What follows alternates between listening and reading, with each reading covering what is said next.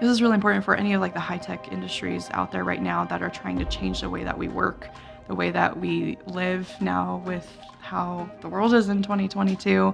Knowing and understanding where your audience is right now, knowing and understanding that you're using Instacart and they probably shouldn't be investing those dollars at the into the end of the aisle. Be willing to change, be willing to try new things, and when something's not working, change immediately. Yeah. Change that. It's something has to keep tweaking.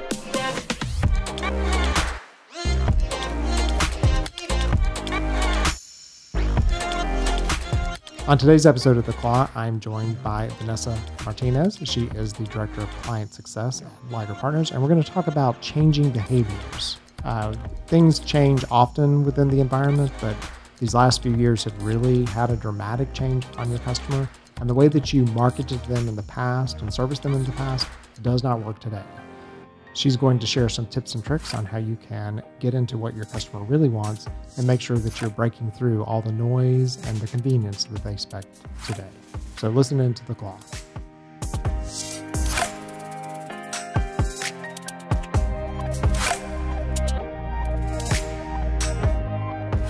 Welcome to The Claw. I'm Eric Holtzclaw, Chief Strategist at Liger Partners. The Claw is the podcast for C-suite marketing executives. I always want to put the marketing in a different place. I think it works out. It's like somewhere. It's about marketing. How about that? So I'm talking today with a fellow Liger, Vanessa Martinez. I said it right. Yep. Yes. I was getting in trouble right before the thing that I might not say right, but I said it right. Yeah. She is Director of Client Success here at Liger Partners, which is the most important thing is that we make sure our clients are successful. And one of the interesting situations that we're dealing with right now, and I do this presentation called Making Sense of the Modern Day Marketing Maze, and I talk about how 2007, 2008 was this like time when user behaviors changed. Right. And we're in like the second, even bigger wave right. of that. Yeah. It was like a domino effect, and this is just the pandemic accelerated it. I know that my personal behaviors have changed significantly. I've had conversations with you, conversations with our producer Ingrid about how before the pandemic, we don't even know how we functioned. Yeah. It's such a different, like Instacart was a passing thought. Right. And it was kind of novelty. It's like, yeah, we'll do Instacart. We'll drive up there, pick it up. Now why am I going to the grocery store? Like the Instacart can show up, it'll be fine. Yeah, it's just too much. So I'm not that far gone. I'm still I'm that far gone. I like picking like my produce. I'm very particular. Yeah. So that's like, you could pick everything else in the aisles because it's fine. But changing behaviors, Instacart is an example of that. And like very dramatic. It Right. just changed. Like if you were one of those kind of impulse buy type items, how do you get in front of somebody? Right. Entire grocery stores are structured around people impulse buying the things or the items that are on the end of the aisles. And there's no more room for that. Right. Yeah. Another major change that we've seen, and Liger hasn't felt it as much, but I know that I felt it moving to Liger, is we're not in work like at the office all the time. Yeah. We're not going in from 8 to 5 with an hour lunch break in the middle of the day. It's just not like that anymore. Yeah. And people don't want to go back. Yeah. Yeah. And the Liger was mostly a virtual company. We, have space because we need to get together and collaborate, but we've always been built that way. And, but what is interesting, you're talking about like the lunch break. I was always a purposeful lunch break kind of guy. So I would get to a certain point in the day, I would get in my car, I would go to lunch and I would come back. And now it just seems like so much effort. Right. The food should just magically show up. Right. I mean, you think about like all the time that we've used to spend, like at the beginning of the pandemic, people talked about how they didn't have to get ready as long. Like people weren't wearing pants. I know. They were wearing Too their much pajamas bottoms. Literally. But yes. They didn't have to sit in an hour worth of Atlanta traffic, like commuting to work. I mean, so now we're having all this time back, and it's nice to have that time back, so you don't want to go back. Yeah, you don't, but so let's get philosophical, okay? So you used to sit in an hour of Atlanta traffic to go into the office to have 40 or 50, 10 or 15 minute conversations with people about things. And now you sit on half hour to hour long Zoom calls. Yes. for We're in the something middle of this right that should have been an email Yeah. or even better, Yeah. a Slack message. I think normalize meetings that are 7 minutes long, 13 minutes long. Like, I truly think this will take us 17 and a half minutes, so we need to meet for 18 minutes. Yes. We need to get to that practice. Gotta be something different. Right. That is a problem. Which there's some tools that we haven't done yet, but have thought about that. There's some tools that reenact the idea of being in a virtual space and Right. you can hear people around you, Yeah. and what they're talking Well, about. there's a lot of technologies that are coming out right now that are trying to solve these problems that we're having. Because, I mean, we're always going to be encountering some sort of pain or some sort of problem as we change our behaviors. And as humans, we're always going to gravitate towards the issues and the problems and not talk about the good things, right? Not that we never talk about the good things. But so there's always room for innovation and for people solving, and brands and companies to solve these issues. And that's what I want to talk about today, because that's she exciting. brought me back to marketing. Okay, fine. Yes. But how do you do that? Like, how do you enact a change that, like, Zoom? We look at the pandemic, and Skype should have been the obvious. If you would have known about the pandemic before it hit, I would have invested in Skype. Right. I knew what Skype was before the pandemic. I did not know what Zoom was. Oh, you didn't? Oh. Never heard of Zoom. Okay. So how did Skype miss the mark, right? That's what we want to answer. And as companies, everyone's at risk of hitting it big or failing completely, right? That's the game that we're all playing. Yeah. How did Skype become the blockbuster of exactly the video conferencing world? Right, and that's a great example too. Netflix versus Blockbuster. I grew up going to Blockbuster and Hollywood Video. Never heard of Netflix before they became the streaming service. You didn't use them as a DVD? Mm-mm. Yeah. We went to Hollywood Video, and we small town, so okay. That was a luxury we didn't have. So. But you had a Hollywood Video. We had a Hollywood Video. Yeah. I don't know if that's a national brand or not. I think it was. We had them here. Okay. Yeah, we had them here. Not as many as It's really Blockbuster, nostalgic. I wish they still existed. Yeah. Because I would love to go to Hollywood Video and pick a movie and. Right, because one of the things from a convenience perspective is you get served up certain content, and you don't. I think it can feel difficult to find new things. On the streaming services. Yeah. Yeah. It's. I mean, they've done research on this. When you have two choices, right now on Uber Eats, I'm having that huge problem when I want to just Uber Eats something. There's so many options that it's exhausting just trying to choose one. Yeah. If I was home in small town Pueblo, Colorado, we have Chipotle, we have McDonald's, and I think we have a Chick-fil-A now. Okay. So I have those three options. And then you're happy to just choose between them. It's way easier to choose, and I think that's what happens with streaming services right now is. It's just what is it called when it's over? Yeah, it's too many. That's what you run into in a grocery aisle too. Is there's too much. Is over something like that. Yeah. Definitely overstimulated. Yeah, that's yeah, for sure. yeah.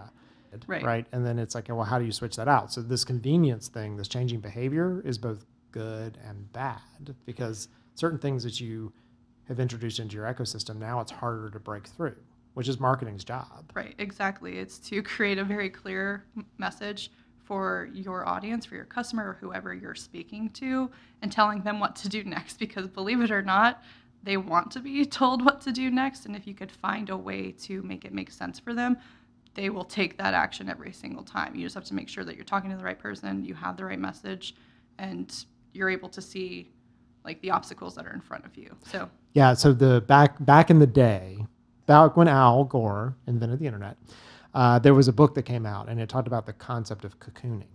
And so they thought that because the internet was going to be this thing that, all of us would become these Twinkie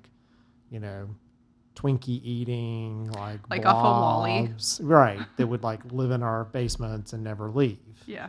And it didn't take that. It took a pandemic to create that.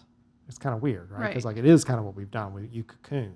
Do you think the pandemic accelerated that process? Absolutely. Or do you think the pandemic is solely responsible for it? No, I think the pandemic accelerated the progress. Yeah, there's so many things now that you do that were sort of novelty, or you kind of considered, that are now the way you live. Yeah, totally. I think the way the world is today is totally where it was going. Misha My significant other, Mish. He was working remote even before the pandemic. His company was based out of Switzerland. Like, the pandemic changed nothing in his life other than the things that we all went through, like wearing masks and all the lockdowns and, All the small things. Yeah. But other than that, like, his like day to day and how it's affected his like personal life and his like work life and even social life hasn't changed it much. Yeah. So it was just a matter of time before we all became like Nisha, yeah. right? Yeah. So. Well, I mean, I always hated traffic. Like, traffic is such a ridiculous, like, to make somebody sit in 2 hours. It makes me so angry. Yeah. Traffic should not exist. No. Traffic is just human error. Like, why don't you start at compounding. 10 so I can get to the office at 9 and somebody else start at 8? Like, why do we all have to be there at 9? Yeah, it's all based on kind of manufacturing. So as a brand, though, what's interesting is, I don't listen to music that has commercials. Yeah, I will pay whatever it takes not to listen to a commercial, and really think that that's what I'm doing with my streaming services. I'm looking at you, Hulu. Like, why am I watching commercials? I'm paying you way too much money. So the as a marketer, you got to do other things to get into people's sort of ecosystem, right, and to disrupt them. Right. So I have some tips on that. And I was about to say, because we've used the whole first section to talk about like how I have 3 tips. So good. When we come back from commercial break. We've strongly agreed. We vehemently agree that the world has changed dramatically. Yes, and I'm very optimistic about it. I know we're talking about being grouches. I don't know. I'm optimistic and I'm not. I kind of go both ways with it. I think that there are certain things, for example, like Starbucks, that aren't around anymore in the way that they used to be, and it's really kind of changed our day-to-day life. Yeah. Maybe not to the better. I think that's I know we keep talking. But I think that's an opportunity for us to decide what matters. And I think ultimately I have confidence in humans. I think we do skew towards the more like sentimental and meaningful interactions that we have. And I think that it means that we can focus where it matters, on those. we can self-correct. Yeah. Or I can focus on those types of interactions. Totally. I'm Eric Holtzcott, Chief Strategist at Liger Partners. I'm talking today with Vanessa Martinez. Yes. I've only known her for several years, and I knew that I was saying her name wrong the entire time, but I did a better job. We'll be back in just a second, and we're going to talk about some tips about how to get into people's sort of ecosystem and how to disrupt them and change their behaviors. Yep. Back in just a minute. Thanks so much for watching the Claw Podcast. We'll be back after this short break.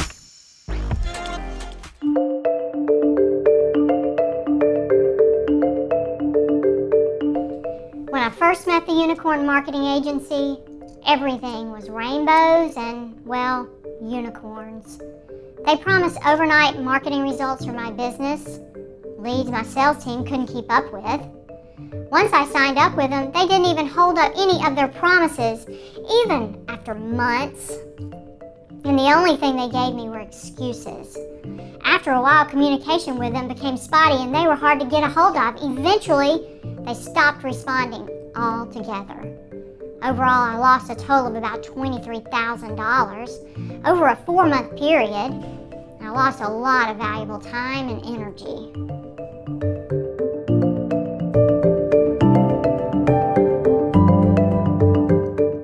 You're listening to The Claw. I'm Eric Holtzcott, Chief Strategist at Liger Partners. The Claw is the podcast for marketing C-suite executives. I'm talking today with our very own Director of Client Success, Vanessa Martinez, and we're talking about the disruption that's happened in people's space and how kind of behaviors have changed. Yeah, so a lot of the companies that we're working with today, or just companies that we're talking to in general, are looking to do a new thing. That's also a sweet spot for Liger, by the way. Yeah. And they all want to know how to do it. But typically, the problem that we run into is that they're doing it from a place of absolutely loving the thing that they created.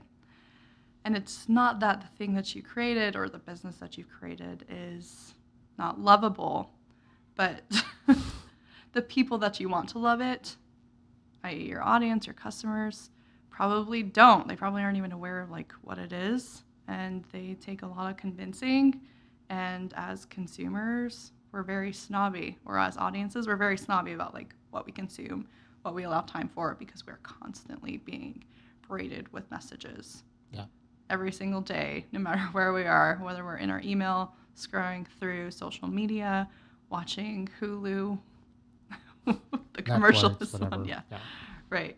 So how do you get past that is what I think business owners are trying to solve for, but maybe they don't even realize that they're trying to solve for that. Yeah, no, that makes complete sense. We run into companies that they'll tell us kind of the boring story of their company. Yeah. And then they think it's great because they love it, but it's not a story that's interesting. And you run into your point of like disrupting, but also choice. Like if I am looking at something and it bores me too quickly, then I can make another choice. Right. You got to keep them another engaged. option. There's always another option. Yeah. Yeah. So what are some of your tips? So the first one, and because if you're still hanging with us. Yes. Thank you for sticking around. This will make a great clip. So my first tip, and what I think is most important when we're trying to do this, is you have to be willing to change yourself. So what that means is what worked for you before, especially in 2022, is probably no longer going to be working anymore, right? This is probably no longer going to work anymore. Yeah, and if it worked in 2019, it does not work in 2022. If it worked in 2020, it was probably just a weird year. Yeah, it was weird. It was a weird year. Congratulations. Good Yeah, job. right. Yes, exactly. So we often hear like, we've always done this, and we've always done this is not a great reason to keep doing it. Right. There's a meme that I've seen before where like the graph, it's like executives in a room, and the graph is going down, like trending downwards. And everyone's like, what do we do? And throws out a ton of ideas. And then they resolve and say, well, let's just keep doing the same thing. Right. Because it's safe. And I totally understand that. It's easy for us to go with what we're familiar with because we're comfortable, and change is not always comfortable for people. And if it is, you might want to come join the Liger team. So you have to be willing to change yourself and be able to make quick changes too, and make those decisions quickly of saying, we're cold calling and people don't want you to cold call them. It's more hurtful to my brand than it is helpful. And maybe cold calling works for you now because you're doing something else where it does work. So be willing to change, be willing to try new things. And when something's not working, change immediately. Yeah. Change something else, keep tweaking. Yeah. So, well, when you say like change it, so change immediately or change, like what's the indicator of, or how do you know, what is it you need to do to know if something's working or not? So the way that my brain works is I always need to know, I learned this yesterday, what the goal is. So what is my goal? So And I learned that I don't. So if my goal is to, proselytize that Liger brand as a brand that exists, cold calling might work for me.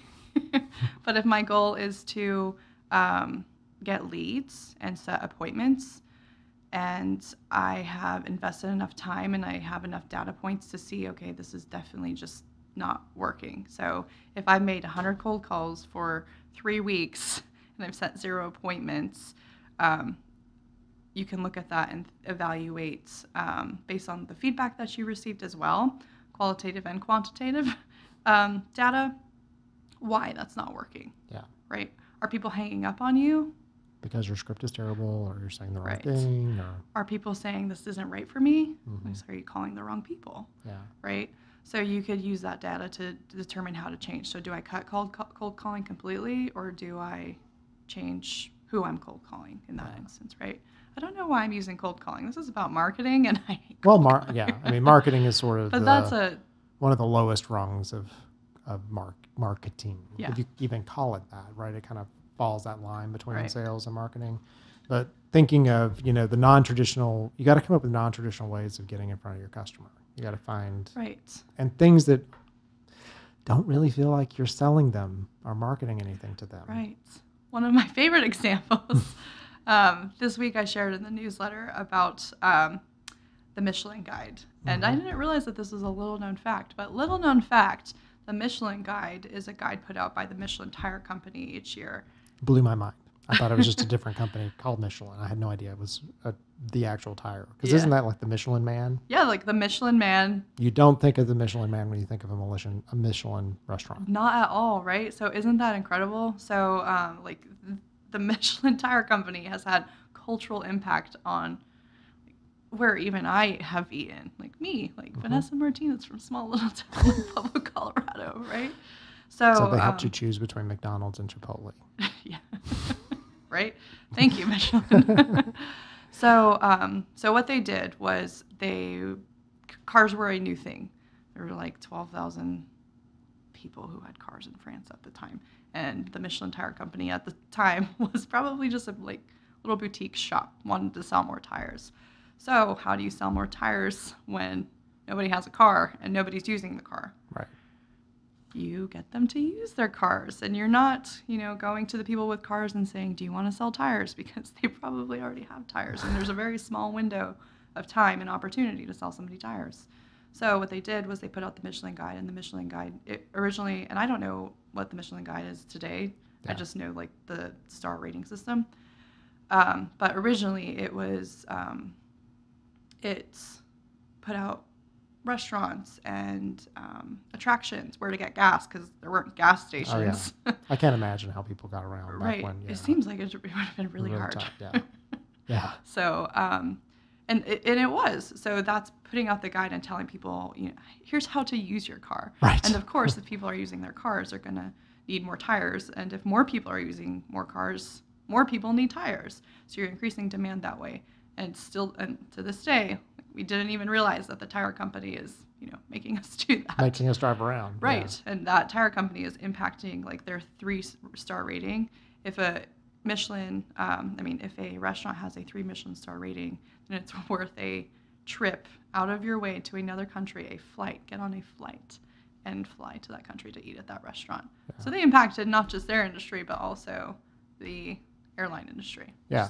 And that's some serious change. That's some serious change. And if the Michelin executives have been thinking about and talk about it being like true educational marketing, right. That's true. That's what I love about it. Yeah, it's a side. It's meaningful. Yeah, it's like tire adjacent. Right. It's not Nobody cares about tires. Right. I mean, I care that they're safe, and I want to make sure they work. They're very expensive. I'm glad you have them. Right. Yeah, that's kind of. But it's not really exciting. Yeah, by the way, run flat tires don't work. So the thing with that is that if you have this kind of tire adjacent educational thing going on, that's not an idea that most companies come up with. Right. They would come up with like, oh, let's talk about the features of our tire and why run technology. flat tires are supposed to work. Yeah. Or they talk about what it's made of, the tread patterns, and why it's different and innovative. And I just, as a tire consumer, I will never care. Right. I just won't. Or discounting, like, oh, let's discount them. Right. That'll make it different. Right. And really, I mean, you don't buy tires because the tires are discounted, meaning like a discounted tire it's never driven me. Now maybe I'm weird, but because I always have to buy tires more than most people. So like, yeah. So the thing about it is like you see a sale on tires, like I always end up at the dealership and find out I need tires, or at it's like, oh, you're here, you need tires, not. And I don't. Oh, I saw a discount, I'm going to go get tires. Like right. that doesn't happen that way. A discount will never drive me to buy tires. Yeah. So I'm not going to buy tires. If I was, this is such a good steal, what am I going to do? Put 4 tires on my car in my apartment until I need them? Yeah. Yeah, it's not going to happen. That's never made sense to me. It's like, if you need them, I guess, but it feels like the cause of is I've used my car and now I need new tires. Now which tires do you have? Not, oh, tires are on sale, let's go replace the tires on my car. Exactly. So that actually brings me to my second and third point is knowing your audience, and then the third is understanding your audience. So Michelin knows that I have a car and that I'm going to need tires, but the discount's not going to work because they know and understand that that's not how I buy tires. Mm-hmm. Yeah. That's not how we buy tires. So if we could understand exactly our thought process in buying tires, or I'm sick of talking about tires. But this is really important for any of like the high tech industries out there right now that are trying to change the way that we work, the way that we live now with how the world is in 2022, knowing and understanding where your audience is right now, knowing and understanding that you're using Instacart and they probably shouldn't be investing those dollars at the into the end of the aisle extravagant Lay's potato chip display, Right. because you're not even there I'm to not see there it anymore. They need to send me a picture of it, Exactly. So as a person marketing, like what is that behavior? Because that's really maybe interestingly the way that that's looked at, right? Yeah, and I mean, it is interesting too how different people would react to it. So I think you and I sound like we're different shoppers, like different types of shoppers. Going back to my example of somebody who's super organized, like if you change the grocery store layout, somebody who's super organized is going to be very frustrated. Do you know that they do that on purpose? I do believe that. No, it's true. Yeah. The grocery stores set up the aisles differently so that you get used to and will go to one grocery store over and over again. So if they're interesting. Yeah, if you go to, and you'll notice that sometimes it's on produce is on one side and sometimes it's on the other. Yep. And they're doing that intentionally because they want you to pick a grocery store and be comfortable going into it and knowing where everything is. It's done intentionally. Okay. But then when they actually change something in the grocery store, their goal is to get you to go walk by other things and find other things. Right. And some people are very frustrated with that. Yeah. So it's going to depend on what is your product? Who are you marketing to? Mm-hmm. Because I'm not frustrated by that. The first time I'm devastated because I'm like, oh no, they no longer have my favorite, whatever. But then once I can reformat and reorganize, I'm totally fine with that. Yeah. Okay, it's in a new place. But Misha, he's one of those people of it's not where it used to be. They're never going to have it again. Or, it will not change his behavior. He'll just be frustrated, right? Well, so as a marketer, thinking about, tapping into that changing behavior, because Chick-fil-A did a great job of that app, and they went to drive-thrus immediately, and I thought they should be giving out the vaccines because they were ready for it, right? Yes.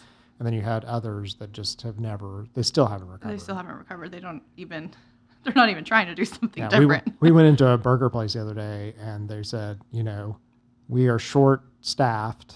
It will take a long time for you to get your food. If this is a problem for you, please take an application. That is one way to and manage. come to work for us. It's well, touche. Well, fair enough. So if you're not going to be part of the problem or part of the solution. That's something you actually saw. I wouldn't make that up. It wasn't a meme. That didn't or come anything. out of my mind. No, I didn't think you made it up. We went into a burger place, and they were like, I've seen that stuff on the internet. I've never actually seen it in person. No. So We are short-staffed. This is going to take a long time. If this bothers you, please fill out an application and come to work. Yes. Okay, well, that's one way to combat change. I'm not sure that it would work for everyone. No. We may or may not ever go to that place again. Right, exactly. Yeah. I mean, if it was your favorite burger, if it was Chick-fil-A. Yeah. But Chick-fil-A would never do that, which is why we love Chick-fil-A. Mm-hmm. So that's something to consider. Yeah. Well, what's appropriate to your brand? What does that look like? And knowing that changing behavior, people typically hate change. They really do. We are not built for change. I love change. Love it. Well, I love change within constraints, right? So there's certain things that have to be there, Starbucks, and things like that. But there's other things that can change, and most people they don't like it. Right. And so you have to be very careful how you do it. Right. And I think that my advice to brands, companies, organizations looking to make a change is do your research, know your audience. I know I've already said this, but also I would say be at least 90% certain you know how your audience is going to react to that. I know that we can't be perfect, but if you're going to make a decision close down the Starbucks, I have a feeling Starbucks knew that there would be frustration, but you didn't come in and say, I'm never going to drink Starbucks again. You're just frustrated that the one's between here and your house. We have started making choices that we weren't making before. Oh, yeah? As we're voting with our feet. So I'm sure, though, that Starbucks knows that. You think that they would because of, well, I don't know. I don't know either, but just thinking about Starbucks. But then that would be my advice to Starbucks, too, is you have to think about how that's impacting your audience, your customers. Well, and there's this tendency, there's this tone deafness around it as well too. So certain airline, not to be named, will have a delay. So they delay you or they cancel your flight, and then they send you the Net Promoter Score, Like, how likely are you to suggest such and such airline? Well, I'm not, right? I just got bumped off my flight. I got to spend the night somewhere. Like, I've seen that happen multiple times. And so there's this tone deafness to what they're doing from a marketing or sort of follow-up. Or even just like a customer service perspective, because even if you handled everything to your best of ability, the customer's still going to be so frustrated. Right. Like, why are you sending that to Well, it's like you get to the end of a customer call. So we bought one of those robot vacuum cleaners. Roomba? I'm not telling you who it was. I'm so sorry. Trying to be nice. And it didn't work. And so we called into the support desk, and they wouldn't replace it unless I was willing to do a FaceTime video with them to show them how it wasn't working. And I was like, well, I'm not going to do that. I will take it back to the store and just exchange it, which typically manufacturers don't want you to do that because then it's like a problem with the retail stores. And I said, and if you were talking to my father, like he'd throw the phone out the window. Like that is not a thing he would even know how to do. Right. Like even if he was okay with it. Yeah. It's like, how's he going to do it? So it's like that inconvenience to the person who spent the money. And at the end of the day, it's not benefiting either you or them because they want you to return it to them, but you're going to go into the store and return it. Yeah, well, they could have sent me the item that was not working, which would have been far cheaper than what happened because I packaged it up. I had bought the nicer version. I got to the store, decided I really didn't need the nicer version. They're not going to be able to sell the repackaged one because I'd already taken it out and done all the things and whatever. And then I bought a cheaper version and brought it home. So everyone lost in that whole equation. You saved some money, though. I did. I won. You won, so not everyone. No, yeah. But that changing behavior of like you've got to be careful about it in this new world of like what that looks like. And, you know, how do you make it convenient? So we expect this kind of convenience. And how do you take care of the customer? Your customer, understand their perspective and their process. And understand how it impacts you too, because you may be making life way harder for you than it needs to be. Yeah. You could be and your example, the one I love for the newsletter is that you came up with something that wasn't the expected. Like what they did wasn't expected. Right. And that's what we need to do as brands because our customers already expect something from us and that just doesn't stand out. Yeah. Like if our marketing is expected, why do we have marketing? I just need a sales team. Right. So absolutely. Yeah. Well, thank you for listening in to The Claw. I'm Eric Holtzclaw, Chief Strategist with Liger Partners. I've been talking with Vanessa Martinez. She is the Director of Client Success. And until next time. Thank you so much for tuning in to The Claw Podcast.